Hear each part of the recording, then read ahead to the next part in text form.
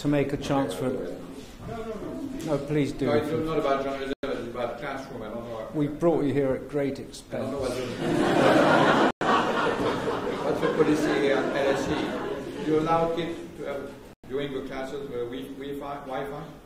Don't know anymore. Because that's a very simple case, is that when you teach in a big class with everyone on the Wi-Fi, they begin to interrupt you every 10 minutes and say, well, this is not at all, I have just checked while you were talking. And that's quite well. Of course, lots of other things like Facebook and so on, but it has a very different type of feeling when you teach in class with Wi-Fi. And some people actually in Harvard want to stop having classes with Wi-Fi. I think it's a mistake.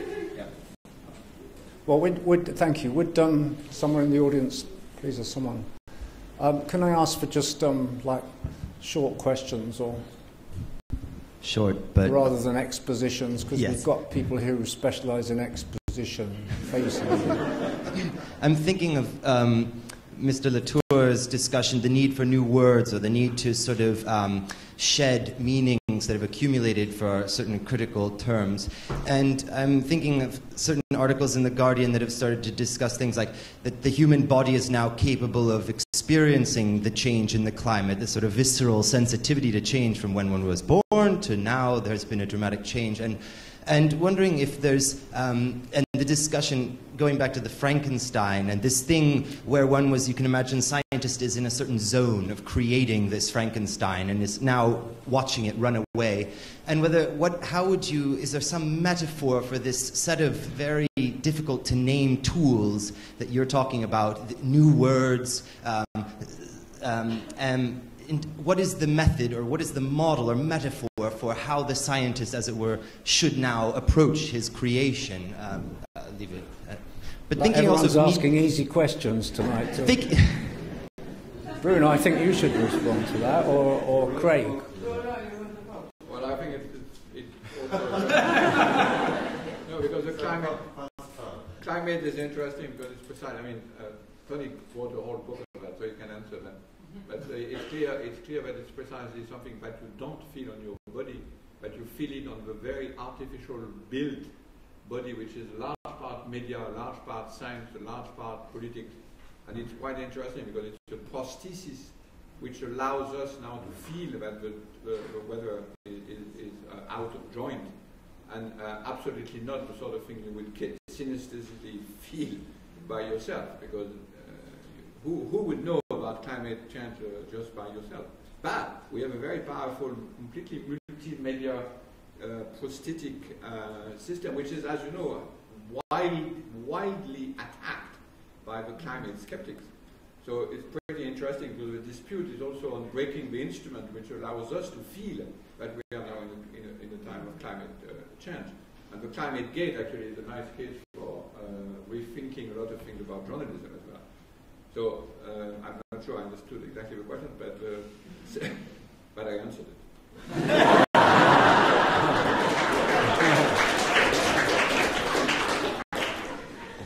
But yeah, I actually think this issue of the blogosphere and the climate change skeptics is really, really interesting, because the counterattack against climate change science hasn't really been led by organised interests. It's been led from the blogosphere. And when you have a world where everyone can be an expert, what is the role of expertise in that world?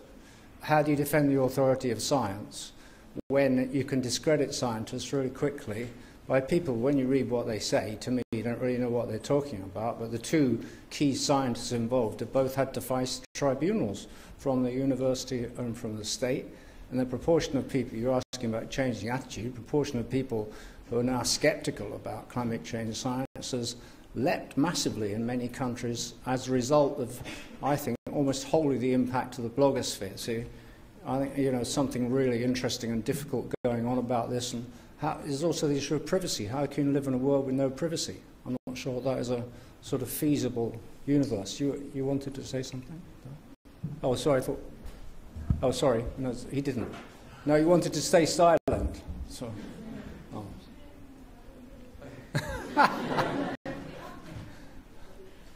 There's one down here, please. Look down. Okay, we take both. We take these, that one, and then finish. I think, please. Connie Jackson, alum of many years ago. I won't say what year. Can you just speak up a bit, if you would? Can you hear me now? No? No? I'll just do my classroom voice. At a talk, Paul Collier 2 days ago talked about the only way that we were going to get any fair apportionment on natural assets in terms of the climate change debate was not going to be at any large Copenhagen-type UN meetings, and it was going to have to be the uprising of a critical mass of informed citizens. I think that what I asked was, well, what are they going to do? And he didn't ever really answer the question.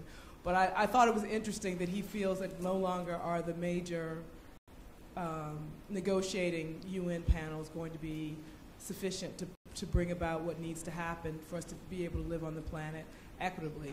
If you're saying that there's no more journalism that's going to be in the current business model that's going to be investigative, that's going to be hard-hitting, you're saying science can be upended by the blogosphere. How do you get a critical mass of informed citizens?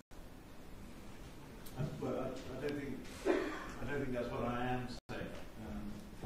Because I tried to preface all that I was saying about the power of what's happening outside journalism with what we can do. And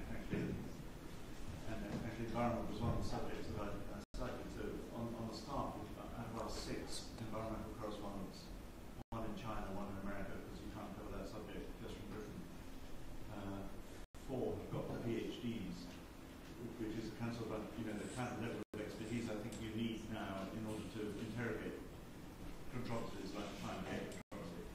And we actually published a 30,000-word text over 5 days in The Guardian by Fred Pierce, which looked at, he was the only person I know who actually read every climate email from the University of East Anglia to analyse it all. So we could bring that, and that was the journalistic bit. But also, part of what I was saying was that actually even with 6 journalists, you can't do justice to a site like, to a subject like climate change.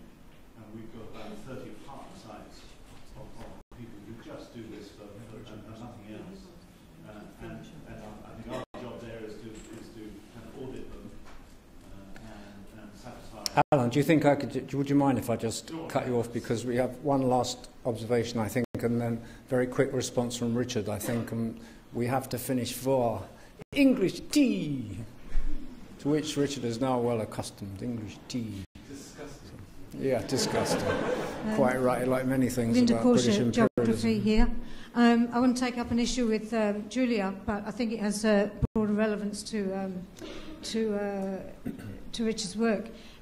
You said that blue-collar work had moved to white-collar management work, and I have to wonder what sort of world you live in to make a comment like that.